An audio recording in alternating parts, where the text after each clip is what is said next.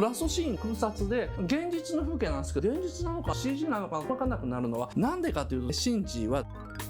NHK プロフェッショナルの現場、庵野秀明スペシャル、僕も見ました。レイアウト構図の話が割と多かった。ドキュメンタリーの中で庵野くんはですね、アングルという言葉で説明してみました。で、見てておーって声が出たのが第三村のミニチュアのシーンですね。ここに第三村が薄い木造で作ってあって、全部木組みだと思うんですね。なんで木と思うのかというと、アップになった時に断面が黒いんですよ。レーザーカッターで切った時の現象なので、おそらく建物の全て 3D データで作ってデジタルデータをレーザーカッターに読ませてですね、部品切り出して組み立てたんだと思います。ミニチュアセットの中にですね、スマホなどで実際に撮影してアングルを決めたんだと。なかなかすごいですね。僕がこれは知らなかった、気がつかなかったなと思ったのは、全然分からなかったんです。映画見てる最中は。このドキュメンタリーで模型見て分かったんですけど、この端っこの方に建物があるんですよ。これ何かというと宇部新駅なんです。で、ここの位置にですね、この宇部新駅のちょっと左にですプラットフォームがあって、でこれが薫とかレイがいたプラットフォームなんですね。ここの部分が。つまりラストシーンのシンジはこの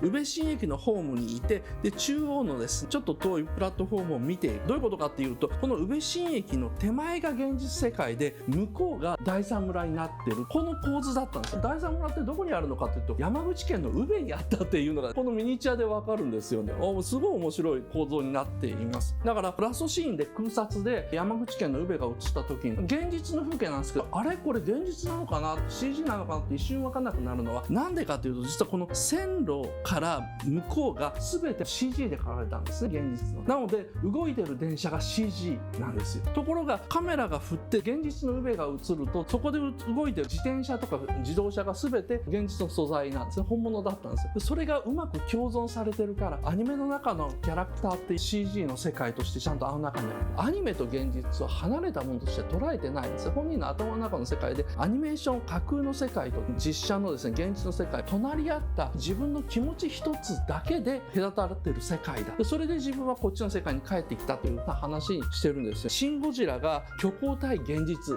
なのに対してですね、シン・エヴァンゲリオンは虚構と現実とはどちらも自分にとって現実なんだといううまいラストになってるっていうのが分かってですね、それもあってですね、ミニチュアセットを見てうわーって思ったんです。この辺は多分近いうちにシン・エヴァンゲリオンの設定資料集がおそらくカラーかグランドワークスから定価5万とか10万とかっていう値段で発売されると思うんで、それ見てからまた話しようと思います。これだけね大きいミニチュアセットですね、パネルで作ってるから90センチの倍 2.7 メートル ×7.2 メートルぐらいで作ってるんじゃないかなと思うんです。鉄道は大ゲージのレールを使ってます。でミニチュア作るのにお金かかるだろうなって考えたんですけど、逆なんですね。安くついてると。なんでかっていうと、庵野秀明の性格からしたらこれ実物大のオープンセット組みたかったはずなんですよ。実物大のオープンセット組んで、その中でカメラ回して構図決めたかったのに、しぶしぶ我慢しちゃった。実物大のオープンセット組みたい、それがダメなんだったら CG でセットを全部組みたかった、俳優に演技させたかったんだろうけども、それも予算的というかスケジュール的にですねダメなので、思い切り妥協してミニチュアにしたんだろうと思います。だから